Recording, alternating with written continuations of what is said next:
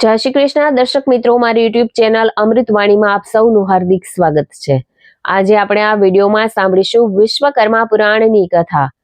જે મનુષ્ય પ્રભુ કૃપાની આ લીલાનું શ્રવણ કરે છે તેને પ્રભુની માયાનો મોહ સ્પર્શી શકતો નથી અને તેના સર્વે બંધનો દૂર થાય છે।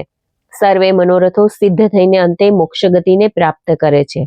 વળી આ લીલાનું સતત પઠન કરનાર મનુષ્ય સર્વે પુરુષાર્થને પ્રાપ્ત કરે છે અને મનુષ્ય લોકમાં તથા સ્વર્ગ લોકમાં બંને સ્થળે શ્રેષ્ઠ સુખ ઉપભોગ કરે છે। પુરાણ કથા સાંભળવાથી ધર્મ, અર્થ, કામ અને મોક્ષની પ્રાપ્તિ થાય છે। જો આપને મારો વિડીયો પસંદ આવે તો ચેનલને લાઈક, શેર અને સબસ્ક્રાઇબ કરો, જેથી નવા આવનારા વિડીયોના નોટિફિકેશન તમને મળતા રહે અને મારા વિડીયો આપ સુધી તુરંત પહોંચી શકે। અધ્યાય 27મો, વાસ્તુદેવ। હે સુતજી, ઋષિઓ બોલ્યા, જ્યારે નવું મકાન થાય છે ત્યારે તેમાં રહેવા જતા પહેલા લોકો સઘળા દેવોને છોડીને વાસ્તુ ભગવાનની જ પૂજા શા માટે કરે છે એ અમને સમજાવો। હે ઋષિઓ, સુતજી બોલ્યા, ભગવાન શિવ અને અંધકના પ્રસ્વેદથી ઉત્પન્ન થયેલા વાસ્તુ પુરુષને ભગવાન વિશ્વકર્માએ પોતાના પુત્ર તરીકે સ્વીકાર્યા છે। આ પુત્રએ વિશ્વકર્માના અનેક અશક્ય કામો કર્યા છે। આથી જ વિશ્વકર્માએ એને દેવનું સ્થાન આપ્યું હતું। વળી પ્રભુએ એવું વરદાન પણ આપ્યું હતું કે કોઈ પણ નવી રચનામાં સૌથી પહેલું પૂજન વાસ્તુ ભગવાનનું થશે। હે ઋષિઓ, દેવ દાનવના સંગ્રામમાં જ્યારે શિવ અંધક વચ્ચે એકાએક વાસ્તુની થયેલી ઉત્પત્તિથી એ યુદ્ધ બંધ થયું। તેમાં કોઈની હાર કે જીત થઈ નહોતી અને સમય પૂરતી સંધિ થઈ હતી। બંને ઝઘડો પતાવીને પ્રભુ વિશ્વકર્મા વાસ્તુને પોતાની સાથે લઈને પોતાના સ્વસ્થાને જવા નીકળ્યા। તેમણે અંધક તથા શિવજીને પ્રસન્ન કર્યા। સર્વે દેવો દાનવોના મનનું સમાધાન કરીને પોતાના સ્થાને જવા લાગ્યા। ત્યારે દેવો બોલ્યા કે હે અનાથના નાથ, આખી દુનિયા તમારા જ આધારે રહે છે। હે પ્રભુ, તમારી દયા વિના કોઈ કદી ટકી શકે તેમ નથી। તમે અમારા પરના ભયનું રક્ષણ કર્યું છે, પણ આ શાંતિ કાયમની નથી। અમારા પર ફરી ભય જરૂર આવશે, તો બતાવો કે એ ભય ક્યારે આવશે। હે પ્રભુ, એ અજાણ્યા ભયથી રક્ષણ મેળવવા અમને ઉત્તમ અને દ્રઢ સંસ્થાનોની રચના કરી આપો। બસ પ્રભુ, અમારા ઉપર આટલી કૃપા કરો।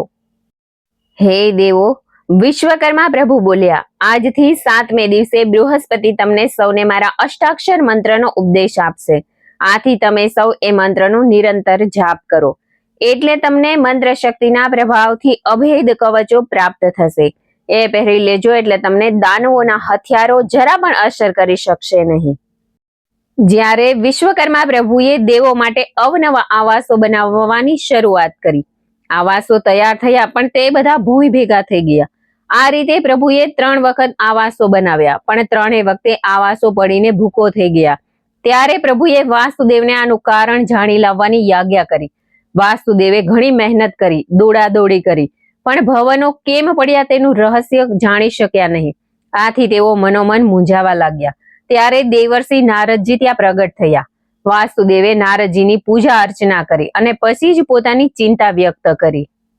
હે વાસ્તુ પુરુષ, ભગવાન વિશ્વકર્મામાં સદાય તમારો વાસ છે। તે પ્રભુને તું જરા પણ ઓળખી શક્યો જ નથી। તેમના માટે આ રહસ્ય કંઈ અજાણ્યું નથી, પણ તારા પ્રત્યેના પ્રેમના કારણે અને તારો મહિમા વધારવાના કારણે જ આ કામ તને સોંપ્યું છે। તને તારી શક્તિનો અહમ થયો હોવાથી તું તારું કાર્ય કરી શક્યો નથી। તું પ્રથમ પ્રભુના શરણે જા, તેમની શક્તિમાં વિશ્વાસ રાખીને તું તારું કાર્ય પૂરું કર। તને જરૂર સિદ્ધિ પ્રાપ્ત થશે જ અને તારી કીર્તિ આખા જગતમાં ફેલાઈ જશે। આટલું કહીને વાસુદેવને અષ્ટાક્ષર મંત્ર જાપનો ઉપદેશ આપીને અદ્રશ્ય થયા। વાસ્તુ પુરુષે અષ્ટાક્ષર મંત્રની આરાધના શરૂ કરી। એ મંત્રના પ્રભાવ થકી વાસુદેવે 8 વિવિધ સ્વરૂપો ધારણ કર્યા અને દિક્પાલોની ભૂમિમાં પ્રવેશ કર્યો। થોડે આગળ જતા એક ભુવનમાં જવા માટે બંધ હોવાથી ઊભા રહ્યા। થોડી વાર એ ભુવનમાંથી એક કાળા કદરૂપા પુરુષે દરવાજો ખોલતા વાસુદેવ અંદર ગયા। અહીં બીજા કોઈનો નિવાસ ન હતો। વાસુદેવ સાથે એક કાળા પુરુષે યુદ્ધ કર્યું। લાંબા સમય સુધી યુદ્ધ ચાલ્યું અને વાસુએ એક કદરૂપાને હરાવ્યો અને દોરડાથી બાંધ્યો। પેલો કાળમુખો પુરુષ તો ઢીલો ઢફ થઈ ગયો। આવી રીતે 8 ભૂમિમાંના કાળા પુરુષને વાસુએ બાંધીને વિશ્વકર્મા પાસે લઈ આવ્યો। આથી સર્વે દેવો હર્ષનાદ કરવા લાગ્યા। દેવો કહેવા લાગ્યા કે કાળા પુરુષોને મારો અને બંધનમાં નાખો। આમ પોકારો કરી રહ્યા હતા ત્યાં એક અજબ ચમત્કાર થયો. એ આઠેય પુરુષો ભગવાનના ચરણોમાં દંડવત પ્રણામ કરવા લાગ્યા. વાસ્તુના ચરણ સ્પર્શ થતા જ બંધાયેલા કાળા આઠેય પુરુષો દિવ્ય દેહધારી, સુંદર આભૂષણોથી શોભિત દેવી રૂપવાળા થઈ ગયા. ત્યારે પ્રભુ બોલ્યા કે હે દેવો તથા વાસુદેવ, આ ચમત્કારથી જરા પણ આશ્ચર્ય પામશો નહીં. ત્યાર પછી પ્રભુએ આઠેય પુરુષોને પૂછ્યું કે હે દિવ્ય દેહધારી પુરુષો, તમે કોણ છો? થોડી વાર પહેલા તો તમે કાળા કુબડા જેવા દેખાતા હતા. તમે અમારા સૌની શંકાનું સમાધાન કરો. ત્યારે આઠેય પુરુષો એકી સાથે બોલ્યા કે હે દેવેશ્વર, આપ તો સર્વ વ્યાપ્ત છો. આપનાથી શું અજાણ હોય, છતાં અમે જરૂર બતાવીશું. પૂર્વકાળમાં જ્યારે બ્રહ્માએ પૃથ્વી પર સૃષ્ટિની શરૂઆત કરી હતી અને માનવ સૃષ્ટિનો આરંભ કર્યો, ત્યારે ગંધર્વ યોનિમાં રહેલો અમે બ્રહ્માનો ઉપવાસ કર્યો હતો. આથી ક્રોધિત થયેલા બ્રહ્માએ અમને શાપ આપ્યો હતો કે તમે આસુરી યોનિમાં પડો. તમે એ જ શિક્ષાને પાત્ર છો, કેમ કે તમે દેવ હોવા છતાં આસુરી ભાવવાળા છો.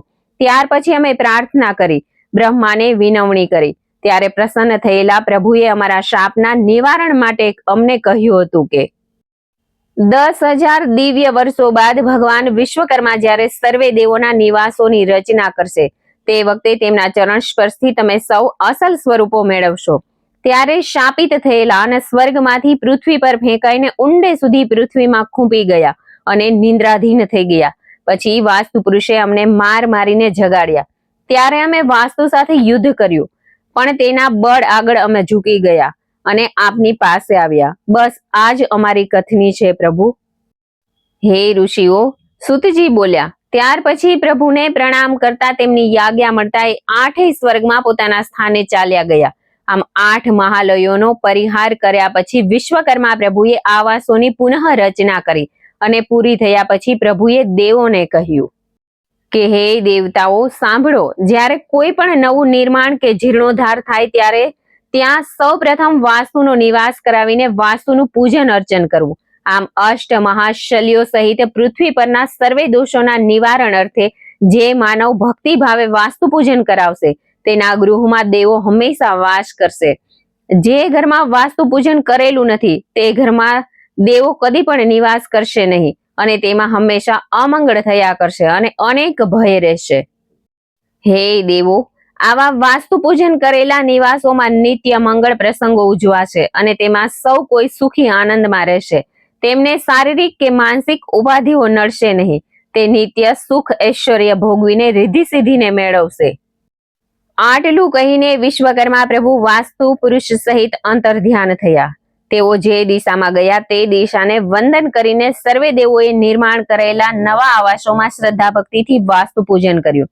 વિશ્વ બ્રાહ્મણોનું શિલ્પી તરીકે પૂજન કર્યું અને સર્વેને ભરપૂર દાન દક્ષિણા આપ્યા. સૌને સંતુષ્ટ કર્યા પછી દેવો પોતપોતાના આવાસોમાં આનંદથી વસવાટ કરવા લાગ્યા. ઇતિ શ્રી વિશ્વકર્મા પુરાણમાં 27મો અધ્યાય સમાપ્ત. જય શ્રી વિશ્વકર્મા દાદા.